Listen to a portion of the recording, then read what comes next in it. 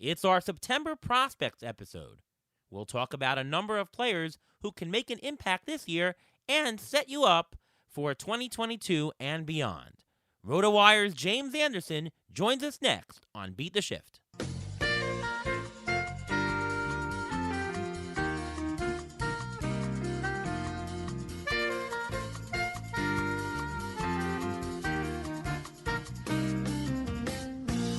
Welcome to another episode of the Beat the Shift podcast. I am your host, Ariel Cohen, and with me as always, Ruvain Guy. How are you, Ruvain? I'm doing great. How are you doing today? I'm doing pretty good. Mets are in free fall. It's going to be a disappointing season for us Met fans. Are you enjoying this? Can't enjoy this. It's terrible, Ruvain.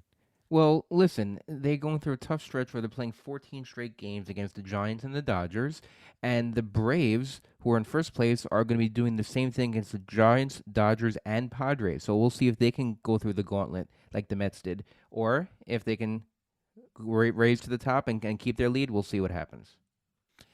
Yeah, well, that's the story. All right, September baseball coming at you in just a couple of days, and with September comes traditionally prospects coming up. We've got a great episode today, and I thought of none other than James Anderson to come on the show to talk about prospects. How are you doing, James? Welcome to the show. I'm doing well, guys. I was telling you before we started recording, this is probably the earliest podcast I've done in years, but I'm happy to be here. I'm excited and good to be on with you guys. Yeah, thanks for joining us on a crisp Thursday morning. Actually, crisp. It's pretty warm outside here in New York. It's going to hit 90, very humid. But anyways, thanks for joining the show, and let's get right to it. Our strategy section today. Let's talk about team situations and prospects. Because a lot of times, whether a prospect makes an impact really has to do with the team situation. You can either have situations where teams are out of it and they're just trying out players, or teams that are in the playoff race and look to make a deep push, and because of that, they're going to bring up their best and their brightest here. So, the question to you first, James, is how do you gauge what situation the teams are in terms of their prospects? Is there a general rule, or is it really a case-by-case basis? And maybe you can talk about a couple of teams that are really relying on their young guys. Yeah, I mean that's a really broad subject. So I mean, there's a lot of places we could go, but I think this is going to be a weird year because I think that a lot of the best prospects, or at least guys that are still prospect eligible, are guys who just are definitely not coming up this year. So I'm looking at, on the one hand, I think there are teams like the Rays who are obviously very competitive, and you look at a prospect like Shane Baz, who is top four pitching prospect for me in the game. Like he's a guy that could help them potentially into September and into the playoffs if they were to call him up. So they might call him up in September to just kind of see what they have in him. But even in that situation, like he probably makes more sense for them as a multi-inning reliever in the postseason. Um, the rebuilding teams, like obviously that's a normal place to look for prospects getting the call in September. But this year rosters are only expanding to 27; they're not expanding to 40. And a lot of the rebuilding teams, like the Orioles, for instance, like they have a lot of good prospects, but they are like hard and fast manipulating the service time on these guys. They don't want to start their clocks before they're ready to, and that might be next year, but it's definitely not going to be the end of this year. Um, I think there is one big prospect that we could see come up on a rebuilding team, and that would probably be Bobby Witt. Um, I think there's a decent chance we see him in the next week or so. The context there is that I do not think the Royals would manipulate his service time next year in spring training. So if you're going to start his clock then, you might as well start his clock now, and he certainly earned the promotion. You're obviously going to be looking at guys who are on 40-man rosters, though, for the most part. Like if a guy's on the 40-man roster, it's much more likely that we see him get the call when rosters expand in September than that a team waited this long, did not bring him up, and now they're going to add him to the 40-man roster because it's September. Like that doesn't necessarily follow to me. So, I mean, we could go anywhere you want with it, but I mean, it's a really complex issue. Are there any really prospect positions that usually teams don't want to manipulate time? Like, let's say they want to bring up catchers to see to get their feet wet. Is there like a position that we should look for more so, like either pitchers or catchers or something like that? Definitely pitchers. That's one where it some teams will still manipulate the service time on a pitcher, or maybe like for instance in the case of like Grayson Rodriguez and the Orioles, like Grayson Rodriguez has been ready to pitch in the majors for a couple months. Uh, they're not bringing him up. Um, it's not quite service time to me as much as it's just they're trying to line up all their prospects to come up around the same time, so that they all have the same kind of window with the team. For the most part, teams aren't going to manipulate pitching prospect service time because you just like thinking that a pitcher is going to be healthy and productive 6 or 7 years from now. I mean, that's just highly unlikely in a lot of cases, and pitchers usually have a bit more of a learning curve, at least in my experience. Like the top prospects, like hitters, can often like hit the ground running, or at least kind of get their legs under them, like 200, 300 plate appearances into their career. A lot of times with the best pitching prospects, it takes multiple years for them to start to live up to their hype, and so you might want to start that a little bit sooner. They're only going to learn how to get better in that environment. So I think pitchers, you're not going to see them kept down for service time reasons as often. But it's a sad state of affairs. I mean, I think it's with position players, it's more about which team are we talking about than which position does the guy play, because there are certain teams that are just extremely shameless when it comes to me playing service time, and there are other teams that are much more willing to kind of do right by the player, like we saw with the San Diego Padres and Fernando Tatis Jr. a couple years ago, when he broke camp with the team. Like the Padres are an example of an organization that's not going to play those types of games. I think there are some other teams like that, but for the most part, with the very best position player prospects, teams are going to manipulate their service time. Yeah, no, it's a great point. You know, we had COVID last year, and we only had a 60-game season.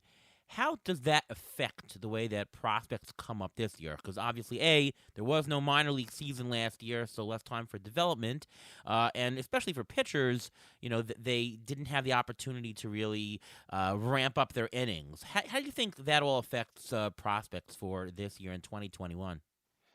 It probably won't a ton, just because they're stretching the minor league season. Like I think the AAA minor league season runs almost to the end of September, so you're not like getting the benefit of, well, this guy doesn't have any games to pitch in, so let's bring him up and keep working on those innings. Um, I think you're going to see, like, I think this is going to be the best Arizona Fall League crop of prospects that maybe we've ever seen, because teams are going to use that as an avenue to get these guys more reps to make up for the lost time. But especially with it only being 27-man rosters and not 40-man rosters, I I don't think it's going to make a huge impact. It's a very big difference in that number, and maybe it's different for prospects, but I think for the major league game, I prefer it to the expanded rosters where you can have any pitching change any time you want, and any pinch runner anytime you want. To me, it's a better game when they have the regular rosters. But obviously, as for prospects, you'll see. I would say less than them than a regular season or a season in the past. You agree on that? Yeah, no, I think, and it's kind of, a little bit of this is sort of just random, that a lot of the guys who might have been up later in the season have already debuted. A lot of them, guys like Wander Franco, like there's a ton of prospects that have debuted this year already. And then there's this next wave of guys who are at like high A, double A. Like my top my top like 20 or so, it's all these hitters who are mostly at high A, double A, a few at triple A, but this we're not ready for this next big wave of impact guys. That last wave kind of debuted this year, and they're already up. You're all familiar with them. There's another wave coming, but these guys aren't quite ready for prime time. So you don't think there's going to be another Randy Rosarina splash on the scene this year? Is that even possible again this year? Well, like I said, I mean, I think Bobby Witt is the guy to look for. Um, if I were to throw out another one, maybe Josh Lowe with the Rays. But again, I mean, it's the Rays, and they're gonna platoon. At best he'd play like 4 or 5 days a week, I think, early on. So Bobby Witt is the guy to me. Like I think he's my number two prospect. He's in a tier of two with just him and Julio Rodriguez at the very top. Like he's an elite prospect. He's a number one caliber prospect. He's perfect for fantasy. Big time power, big time speed. He's going to strike out a decent amount, but he's a guy that could swing some leagues. Like if he just catches lightning in a bottle over the last month and does get the call, that could be extremely impactful. Josh Lowe has some power and some speed as well, which makes him exciting. But again, I don't know if the plate appearances will be there for him. But yeah, I mean, after those guys, I just don't think there's anyone who is likely to come up and also has the talent to really make that type of an impact. Right. Um, who are the most significant prospects that would come up in 2022 in your mind? It's going to be a fun year. I think we're going to see a ton of impact guys come up. I think we'll see Julio Rodriguez at some point. If we haven't seen Bobby Witt this year, we'll see him very early in the season. I think we'll see Brendan Davis with the Cubs at some point. You're probably going to see Riley Green and Spencer Torkelson with the Tigers get up here. I would think a lot of these guys I think are sort of trending towards maybe like an early June promotion for Super Two manipulation. Adley Rutschman, like the Orioles have really been dragging their feet on Adley Rutschman. Like he probably should have been up a couple months ago this year, but they've really been manipulating his service time. So I think we'll see him fairly early next year. Um, one kind of sleeper who a lot of people haven't necessarily been talking about, but who I'm pretty high on is Pedro Leon with the Houston Astros. He's got big time power, big time speed. He profiles as their shortstop of the future once Carlos Correa presumably leaves in free agency. And I think he could be up fairly soon. We're going to see a lot of these guys in the Arizona Fall League. And so that'll be kind of, that's often referred to as like the finishing school for prospects. And the ones who really impress there and then maybe head to AAA for the start of the season, those are the ones to watch for an early impact. But I mean, I'm looking like on my top 400 prospect rankings on Rotowire, you can filter by ETA, and I've got it filtered for 2022.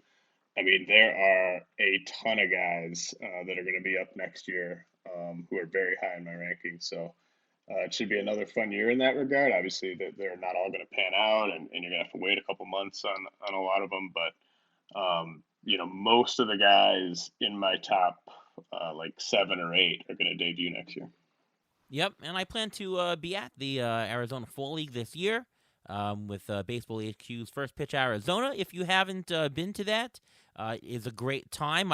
I've been to the Florida one, but I'm excited to come to the Arizona one to see the guys in person and take a look at Baseball HQ's website for more information on that. Before we go any further and before drilling down into some of these prospects, it's time for the Injury Guru's Trivia of the Week.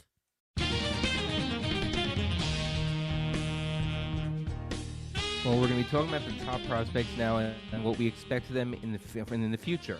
So I was doing a deep dive in some of the prospects here, and I was looking at the top 10 according to MLB.com. Now, James, this is specifically for you. According to the top 10 prospects on MLB.com, who do you think are the most 3 owned prospects currently, according to CBS? Am I allowed to pull up their rankings? I don't know who they Yes, have. the rankings include Rutschman, Julio Rodriguez, Bobby Witt, Spencer Torkelson, Marco Luciano, C.J. Abrams, Riley Green, Grayson Rodriguez, Marcelo Mayer, and Francisco Alvarez. Of those top 10, according to MLB.com, who do you think are the most three owned players currently on CBS? It's got to be All Wit. right, so definitely Witt, right? Bobby Witt's number one. Um, Julio Rodriguez. He is number three. All right. I think it's. I'm gonna go Adley. You are hit it. You hit it All correctly. right. He's number two, and those are the top three guys who are currently owned, who fantasy players have actually drafted. Some of them drafted this year, and they're just continuing to hold them. Bobby Witt is actually 53% owned in CBS right now, which is amazingly high for someone who's been in the minors for the entire season. Now, my question to you is this: he's really hitting in AAA right now. He is hitting in AA. He's hitting in AAA.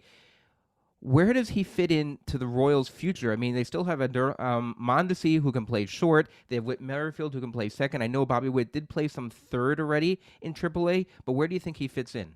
I mean, come on, does he play the outfield? Well, they haven't discussed that yet, I don't think, but Can Mondesi stay healthy? well, that's another question. Boy. I think it does. You can kind of read between the lines, like some of the comments from Dayton Moore, where they basically are saying like we're not sure if we can count on Mondesi, to be around, like because he's missed so much time.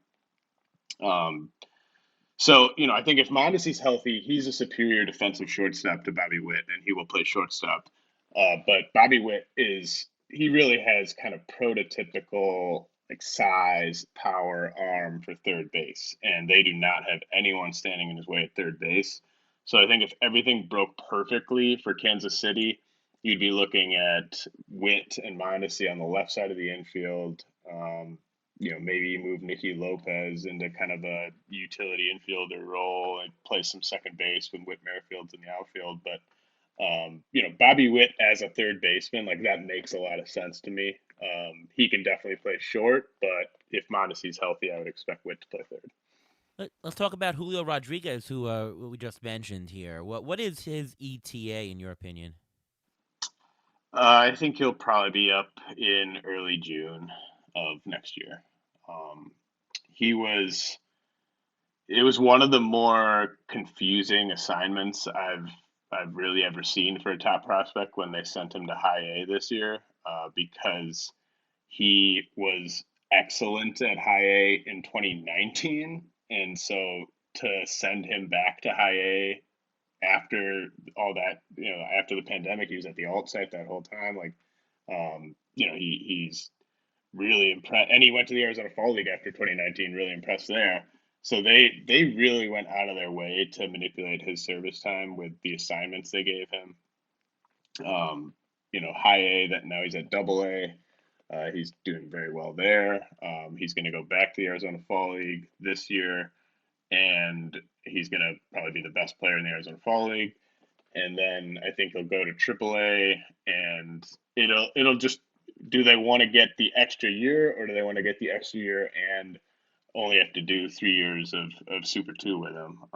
Because he could be up anywhere from late April to early June, but I would guess early June. But I mean that makes him extremely tough to value in 2022 drafts because you have to be aware going in that you might have to stash him for multiple months, and so that's a tough pill to swallow.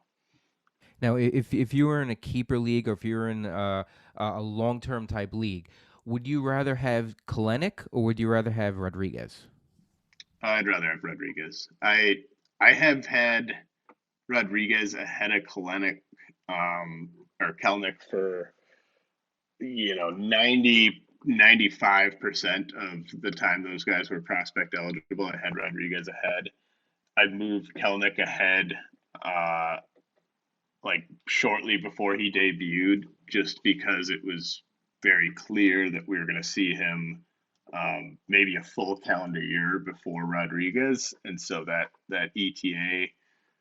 I'm kicking myself for ever doing that because I always liked Rodriguez's talent more, and I gave Kelnick the bump for the ETA. But Rodriguez is he's more of like a superstar, more of a generational talent to me than Kelnick. I mean, I think Kelnick's going to be like a top 50 pick in fantasy for 5, 6, 7 years during his prime. But Rodriguez is really just a special talent. I'm not familiar with Kellenick as a Met fan here. I don't know who he is. Uh, Adley Rutschman. Questions about him. One is ETA for him, but two, being a catcher, catchers have not had the best success at coming up as prospects, and Rutschman comes with this. Oh my God, can't miss him. Top 10 everywhere. What are your thoughts on catchers in general? Is Adley Rutschman above that catchers are high failure rate, in your opinion? And again, the ETA question. Yeah, with him, I think that we see him in April. I definitely downgrade catchers almost across the board for fantasy for the reasons you alluded to. It's the most challenging position to learn, especially to learn at the big league level. You see a lot of these guys, they're putting up monster numbers in the minors offensively, and then they get up to the big leagues and they just have to work so hard on their defense that their offense takes a hit. I mean, obviously the grind of the position, like you're more likely to miss time due to injury, you're more likely to wear down physically. But Adley Rutschman's far and away the best catching prospect I've ever ranked. I mean, I think you'd have to go back to and I mean, one of these guys is like Matt Wieters. It comes to mind, but I mean, he didn't actually end up living up to his prospect hype, so maybe that's a cautionary tale. But Rutschman, you look at the way he controls the strike zone. It's really really impressive. So I'm not sure exactly how he would fail. Any prospect can get off to a slow start to their big league career. So I'm not saying he's just going to be amazing from day one, but I'd be very very surprised if we look back in like 2 or 3 years and we're like, how did Adley Rutschman not live up to expectations? He's a really special hitter. I mean, nobody works harder than him. He's got just this excellent combination of monster power to all fields with the strong hit tool with the high OBP. There's not really much to nitpick with him. Now, Rutschman is 24 years old. Another catcher who's a top prospect is Keibert Ruiz. He's 23, and he was in that trade, the Trey Turner trade that sent him to Washington. Do you think he's going to start with the Nationals next year? Because he is raking right now in AAA. Yeah, I'm not sure whether they're playing service time games with him or whether they just want to kind of spend some time with him at the top of their farm system, just kind of working on stuff before bringing him to the big league level where he's not going to have as much time to kind of work on learning maybe their philosophy and that type of thing. Um, he's absolutely their catcher of the future. I'm very excited about him long term. Um, he was always this guy that I sort of comped to like Jonathan Lucroy, where it was just going to be a lot of contact, a lot of high batting averages, but maybe not a ton of power. But he redid his swing, really kind of maximized his launch angle with the Dodgers over the past couple of years, and now he's getting the big time power. So I mean, he's very exciting. The age that you alluded to, that's key, right? Like for a guy like this to only be 23, and he's been on the radar for a while now. I mean, he debuted last year with the Dodgers, so very impressive for a catcher to just turn 23 and already be pretty clearly big league ready.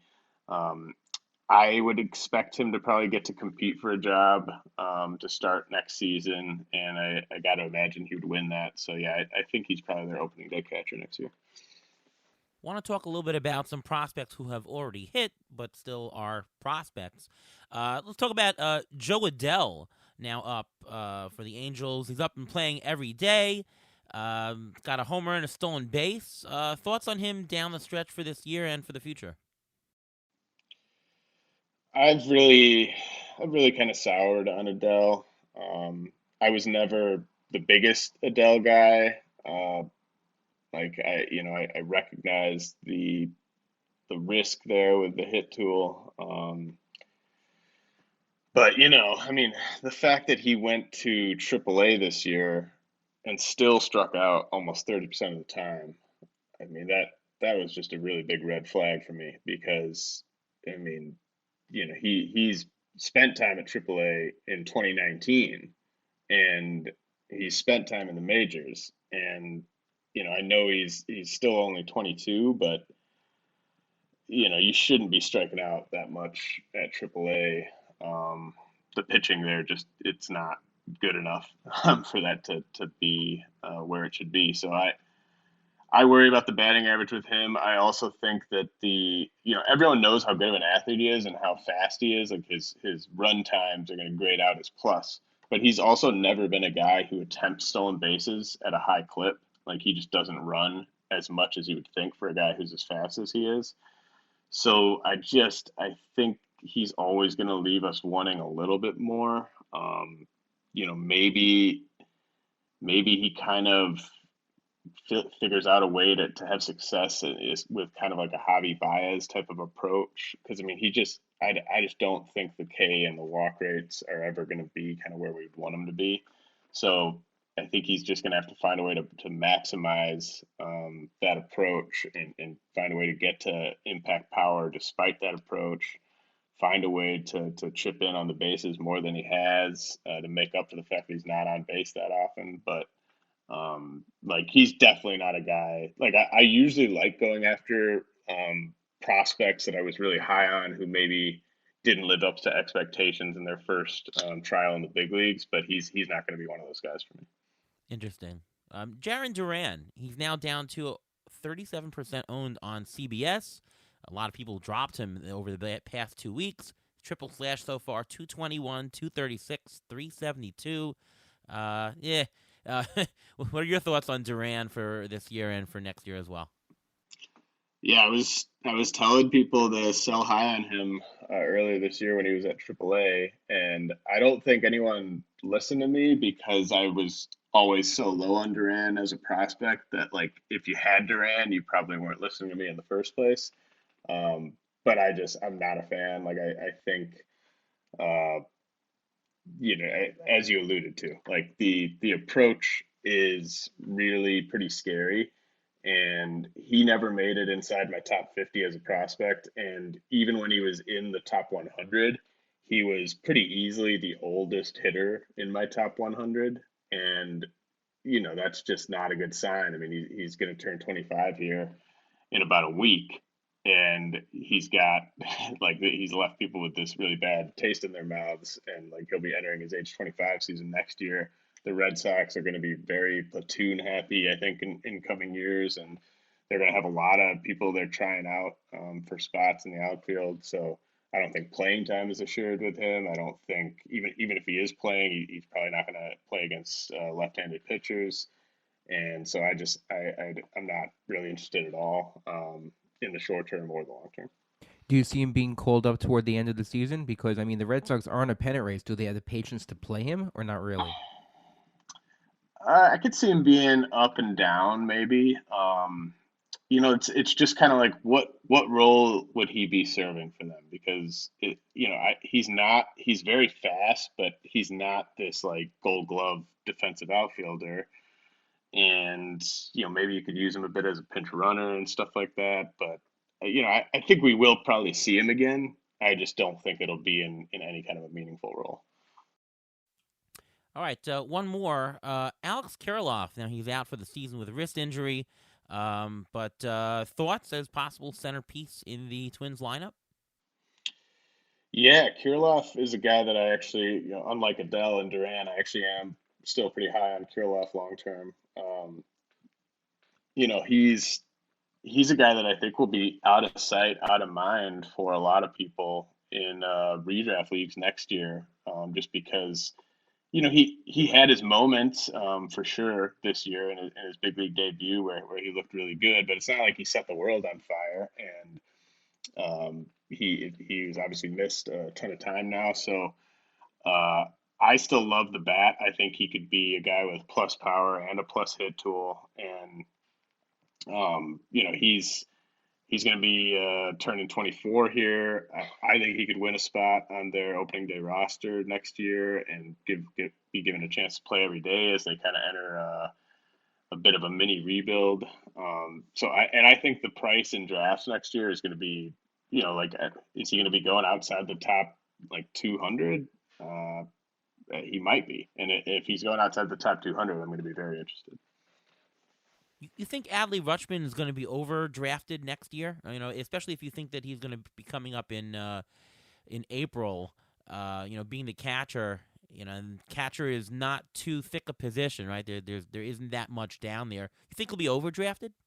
Yeah, I definitely think he'll be overdrafted next year. I mean, it's just, especially like in the NFBC two catcher leagues we play in, he's definitely going to be overdrafted, and there's a chance. I mean, he's talented enough and he's old enough that maybe he just hits the ground running and lives up to expectations right away. He's definitely like, it's worth considering with him. Like, he should have debuted a couple months ago, like I said. So it's not like this is a guy who they're really like pushing him and maybe he won't be ready. Like, he was ready a couple months ago. So there's a chance he really hits the ground running, but I think you're gonna have to pay um, really a lot to get him and take that chance. And to me, like, I don't love paying up for catchers in the first place, and so paying up for a guy who's not proven at the big league level just doesn't seem really appealing to me. Well, I don't like paying up for anybody. I mean, the again, the secret to value. Remember, return on investment. You got to get a good return on investment in every spot. And there's two ways to get a return on investment. One is a huge return, and the other is a small investment. So anytime you have to pay up, has to be a lock on getting that value. And catchers, you just never know. And he could be. There's a percentage chance he's the number one catcher next year, but who the hell knows? All right, Ruben, any other prospects that you want to ask James about before we wrap up this prospect section? Yeah, there's one other. Well, there are two really, but one I want to know about is Max Mayer. He's been pitching lights out right now in Double A. He's got a 1 6-1 record, 1.97 ERA, a 1.17 WHIP.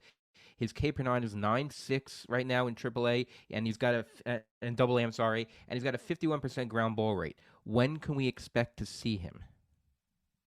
That's a good question because the Marlins, I don't even know if it's sneaky anymore, but they kind of project to have the most starting pitching depth of any team in the majors over the next like 3 to 4 years. Because obviously we know how good the big league rotation looks when they're all healthy and pitching, but they've also got Meyer, like you said, they've got Sixto Sanchez coming back, they've got Edward Cabrera who looked excellent yesterday.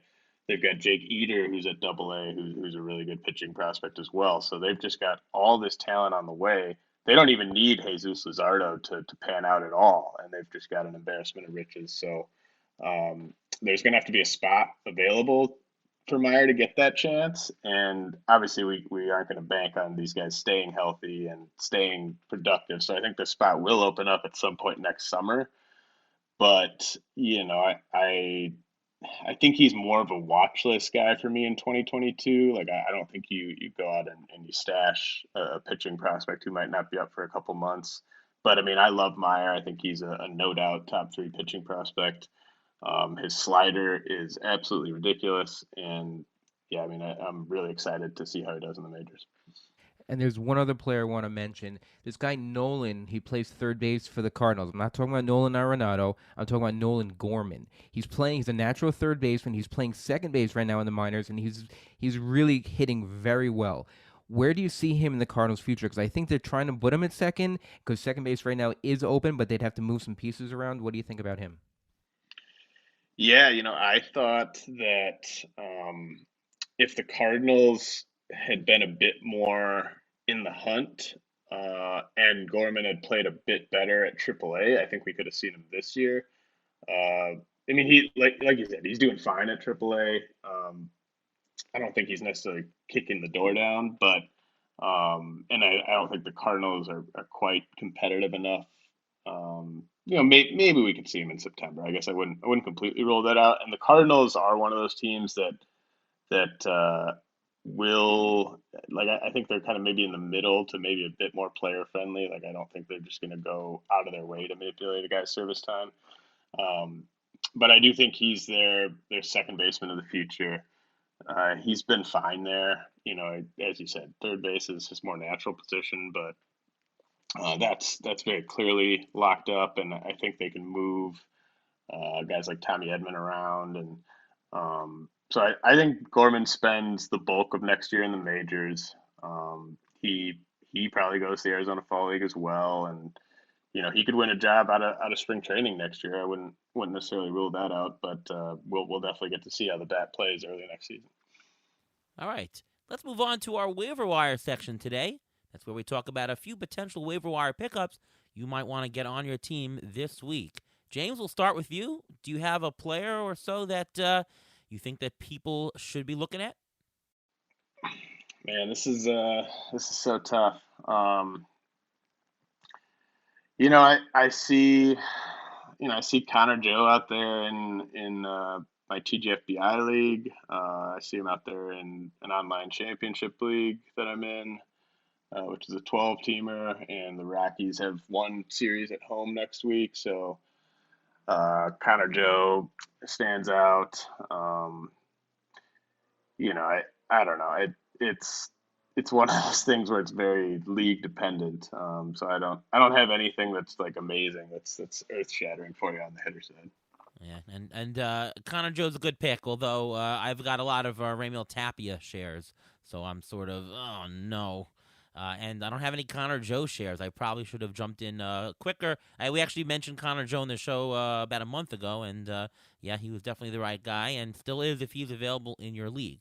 Ruvain, how about you? Any other picks for waiver wire this week? I have two, and one of them actually James mentioned. That's Edward Cabrera. He made his first start last night. He has a 14.7 K per nine rate in AAA this year. He's a possible two-start next week, which means he gets to play the Mets and the Phillies. He's only 32% owned, and he's a guy that's available in most leagues, so you can get him, and you can probably get a lot of strikeouts, especially if he plays the Mets, unfortunately. Another guy I want to mention is a guy that people really forgot about, Dan Vogelbach. He's a power hitting guy for the Brewers right now. He's on a rehab assignment. He's only 3% owned in CBS, and he can get on a hot streak, and he can carry your team with power for a week or two. So he's a guy that he's available in a ton of leagues. People are just forgetting about him. It's a matter of playing time. But if he's available, he's a guy you can take a dollar waiver wire on him, and you'll get him, and you'll see if you can roll with him. A couple guys for me to mention here. Dalton Varsho, he's 50% owned, but if you are in a one-catcher league, he probably is available. Batting .227 with 9 homers, but he was batting about 100 just a couple of weeks ago. Since August 11th, triple slash of 343, 425, 829 with 4 homers, a stolen base, 9 RBIs. Dalton Varsho, he plays both catcher and outfield pretty regularly, and especially if you can bring him over to next year, he might be I think he will be catcher eligible, depending upon your league format and rules, obviously. But catcher and outfield eligibility, that's definitely a good thing to have. He was very highly regarded going into this year. I drafted him in quite a few leagues. Didn't exactly pan out, but he's starting to hit. So take a look at Varsho. How about Aledmus Diaz, only 20% owned? He's on a 6-game hitting streak. On the season, he's batting .303 with 7 homers and 38 RBIs and only 221 at-bats. Per game, that is wonderful. In a good lineup, he's eligible at second base, third base, outfield. That's a great utility guy to have on your team in 15-team leagues, even in 12-team leagues as a bench guy if you have a short IL. So take a look at Aledmus Diaz. And I'll mention a pitcher. Not really. I'm not going to mention him in the pitcher preview because I don't love his matchups, but you got to talk about him. Antonio Senzatella, 13% owned on CBS, 4.42 ERA on the year, 82 strikeouts and 118 innings, but since June 18th, his ERA 3.78, and that's with a 2.77 FIP. a BABIP of 342. So he's actually been rather unlucky with the hits, yet he's only produced a 277 FIP. Here's the thing that really intrigues me the most about him. Out of his last 8 starts, 6 of them were quality starts. He goes deep into games, and the name of the game in fantasy baseball for pitchers is go deep into the games. The longer you go into the game, the better the chance you have to win. Especially a guy in Colorado, there are a lot of runs being scored. That means that there's a lot of chances for the Rockies to be out in front. So Senzatella, don't love his matchup this week, but he's been really interesting and definitely under-owned. I have him in a bunch of leagues, under-owned, so take a look at him. Anyone else to mention? Anybody else? I don't think so. I think it's pretty bare right now until we get into September when we start seeing other players drop, and we can make use of other teams' players because people will be coming back from injury. That's what I think. Right. Yeah, All right. I mean, I like the Edward Cabrera call a lot. I was not sure if we were supposed to save him for the pitching thing, but yeah, I mean, he's going to be like, I think he's going to go for over 10% of a lot of fab budgets this weekend. Yep. And on to the pitcher preview. We were talking about some pitchers with either a good 1-start matchup, good 2-start matchup, or maybe they're a future 2-star pitcher and they're free this week. And if you wait until next week, they won't be free because everybody will look at them. 2 starts, got to pay for him, but you can get them right now for very free or cheap. All right, let's start with you, James. Who is a pitcher that you would like to pick up this week? All right, so these are going to be kind of, for 15 team leagues in deeper. Wouldn't necessarily run these guys out in a 12 teamer, but Brady Singer has Cleveland. He's been pitching a bit better of late, and he has Cleveland this week, and then he does line up for a 2-start the following week. Now it's at Baltimore and then at Minnesota next week for Singer. So, it's not ideal to start him in Baltimore, but I think in 15 teamers you could do worse. And then the Rangers, it looks like Glenn Otto is going to debut for them tomorrow, which would line him up, assuming that he sticks around. It would line him up to pitch at home against the Rockies next Wednesday. So Glenn Otto, to me, he was in that Joey Gallo trade. He's more of like a number 4, number 5 starter. Like, I'm not that high on him as a prospect at all, but I think him at home against the Rockies, I'm okay with that one. All right, Ruvenia. Well, I'm going to mention a guy that I think, Ara, you mentioned a couple weeks ago, and that's Taylor Widner from Arizona. He's 1 start this week for San Diego, but ignore his ERA that you see right there. It says 4.34. It's gone down from 5 in his last 3 starts. So he's pitched very well. He's got 17 strikeouts in the last 15 innings, and he's only 10% owned, and he's a possible 2-star pitcher the following week. So this is the time that if you want to get him, you can get him real cheap, and you don't have to pay for that 2-star value the following week. Yep, and I did mention him a couple of weeks ago, but yeah, pick up the 2-start guy the following week. I'm going to mention a couple of pitchers of varying levels of league depth. Start with Miles Michaelis, 30% owned on CBS. He's playing at Cincinnati. Then he's 2-start against the Dodgers, Cincinnati. Not the most fantastic starts, but again, it depends on your situation. 2-star pitchers are 2-star pitchers. He's still ramping up. He went 5 innings against Pittsburgh in his last outing, 2 hits, 5 strikeouts, no earned runs. Michaelis won't give you a tremendous amount of strikeouts in general, but he is always pitched with a good ERA and WHIP. So take a look at him and see if it fits your team. The guy I really like this week, Kyle Freeland. He's only 26% owned on CBS, perfect for about a 12-teamer, and if he's available in 15, you should pick him up. He's playing at Texas this week. That's a good start. And then 2-start the following week, San Francisco and at Philadelphia. I like Rockies pitchers. Rockies we mentioned Senzatella, but along with Freeland and with German Marquez, they like to have pitchers go deep into games. You don't have that many teams doing that, but the Rockies are one of them. So I like Rockies pitchers if you need the wins help. Obviously, with Rockies, you got to watch the ERA, especially if they're at home. So I wouldn't, if you're close in your leagues in ERA, I would probably not pick up a Rockies pitcher. But if you are either, a safe lead or you won't be able to catch somebody, but wins are tight, you want to pick up the Rockies pitchers. Andrew Heaney, this is for more shallow league. He's available in about a third of CBS leagues. A lot of strikeouts, 140 strikeouts in 120 innings. You can bank those this week. 2-start at L.A. Angels, his former team, and versus Baltimore. That's a good start there. And then next week at New York Mets. That sounds pretty good. Alec Mills, this week, 1 start versus Pittsburgh. He had a crappy 7 earned run game against Kansas City, but before that, in 11 starts, he had only given up 2 runs or less. Not a lot of quality starts because he doesn't go all that long. Most of the starts 5 innings or less, but, hey, you never know. It's against Pittsburgh. Don't count on a win. I mean, he's only won 3 games in 11 starts, but you never know versus Pittsburgh. If you need a filler, I think that's a start that won't hurt you. All right. Any other pitchers before we move on? Pretty thin also here, right? Yes, very thin. Yeah. All right, we got one mailbag question coming here, and I'm going to throw this to Ruvain. Ruvain's the baseball card guy. As you might have heard the news, looks like Topps lost its license with MLB. Long-standing relationship now down. But the question is here, talking about baseball cards and prospects.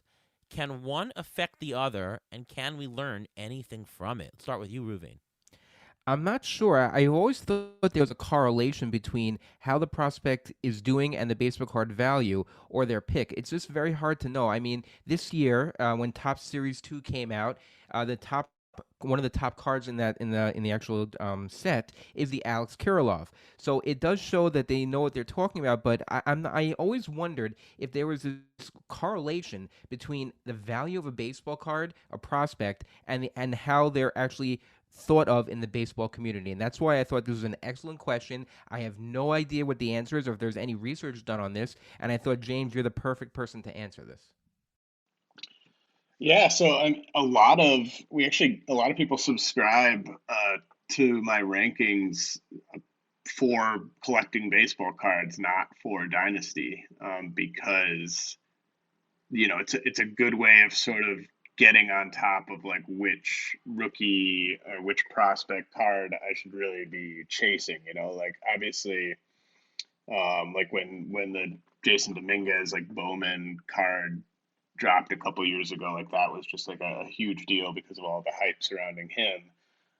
But like you're seeing, like I get like card collectors are hitting me up all the time, just like, what do you think about like this guy versus this guy? Like, does this guy have a chance to be a top 10 prospect? Like that type of thing. So I'm very familiar with the card industry when it comes to just the prospect game is sort of like a stock market, like which guys are really ascending into that top 10, top 5 territory. Like I hear a lot about that from card collectors, but that question on the whole is certainly, pretty challenging and complicated. And my son actually collects baseball cards, and he knows all the prospects because he's watching these breaks, he's watching these packs being open, and he's seeing these prospects. So he's getting to know the next generation of baseball players through the baseball cards, like I did when I was younger. I remember my Brian Taylor card. I think everyone had Brian Taylor, if you know what I'm talking about, the pitching prospect for the Yankees, and everyone thought he was going to be the next big thing, and that was a big bust and everything like that. But when it comes to the baseball cards, you can learn the players, you can read the stats on the back. I mean, it's a there's a big market out there right now, and it's just very enjoyable to be able to have a card and have the prospect do well. And another thing is, I think when it comes to baseball cards, it's just like what the teams are doing. They try to get as many prospects as possible and hopes one of them pans out. You never know who's going to hit, you never know who's going to bomb, and if you have a whole bunch of them, your chances of having a hit is a lot better. Yeah. I used to collect cards as a kid. I haven't really been into it ever since. My father was a collector. My father back in the 50s collected quite a few cards, and one year he went to sleepaway camp, and my grandmother, his mother, was cleaning up, and she threw a lot of it out. And my father like, no, why'd you throw it out? Those cards would have been worth quite a bit. He did manage to save some. I believe he has a 57 mantle in very, very good condition. That's worth a couple thousand. But yeah, baseball cards it is. All right. Ruvain, injury time. What is the injury update for this late August episode? Okay, we'll start with an actual prospect, Tristan McKenzie. He was put on the IL with right shoulder fatigue. They don't know how bad it is, or how long he's going to shut down for. Logan Allen was recalled, and he'll probably take his spot in the rotation for Cleveland. Jack Flaherty was placed again on the IL with a strained right shoulder because his velocity was down in his last outing when they took him out. Did not look good, and the chances of him coming back are probably pretty slim. Another guy whose chances of coming back are pretty slim is Dylan Bundy. He also went out on the IL with a right shoulder strain. We don't know how bad it is, but when shoulder injuries hit, it's a long time to be able to build up again. And because the Angels aren't going anywhere, I can't see the Angels pushing him too much. Eduardo Escobar is on the IL with a strained right hamstring. Brewers manager Craig Counsell said Escobar will miss about 2 weeks. Luis Urias will see an increase in playing time while he is out, and some updates on some players. We always mention him, unfortunately. Jacob deGrom, he was cleared to start throwing again. He may come back, and they're going to try to build him up. He'll probably end up playing the single A St. Louis Cardinals again because he just dominated them last time, and they're trolling him on Twitter right now, which is really funny. But he can possibly come back mid-September. He may not be a starter at the time because I don't know if he had to build up then, but that's something to watch for. Another Met pitcher, Noah Syndergaard, he's starting his rehab tonight, supposedly, and he will be coming out of the bullpen, so that's something to watch for. Corey Kluber, he's pitching in rehab starts right now, and his target return is actually the first week of September. And another guy I have to mention is Mike Trout. He's participating in on-field activities. He's feeling better, according to Joe Madden, the Angels manager, but he is still not ready for a rehab assignment. It's hard to see getting much out of Mike Trout at this point, which is a very sad thing to say. Well, wanted to thank James Anderson for coming on the show. You know, James is the lead prospect writer over at Rotowire.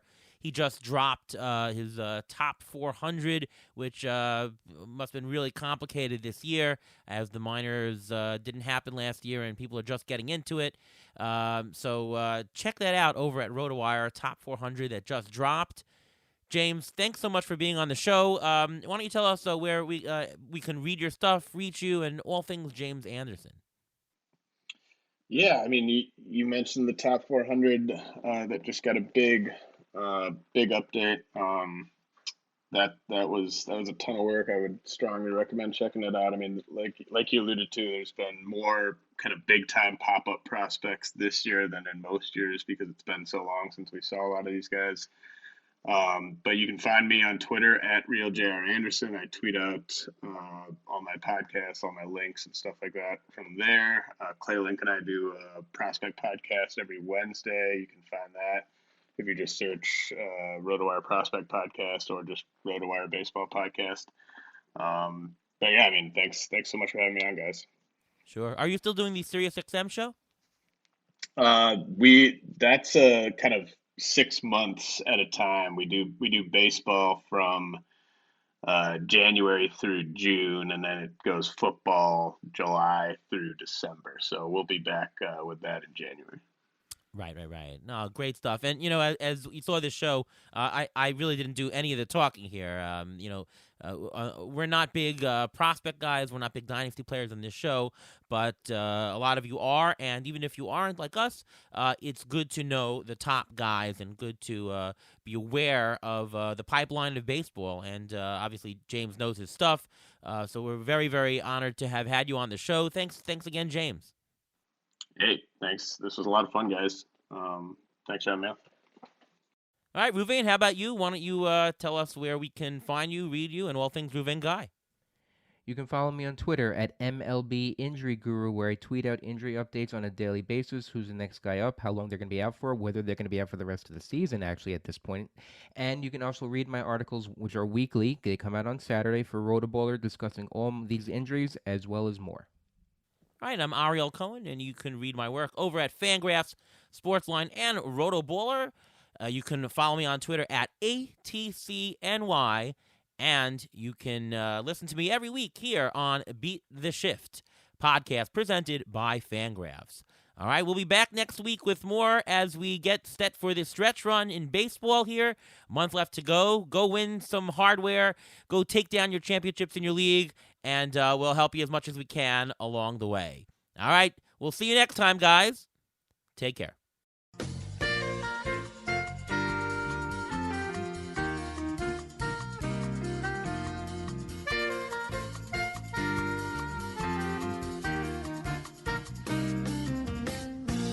Thanks for listening to the Beat the Shift podcast presented by Fangraphs. Follow us on Twitter at beat_shift_pod.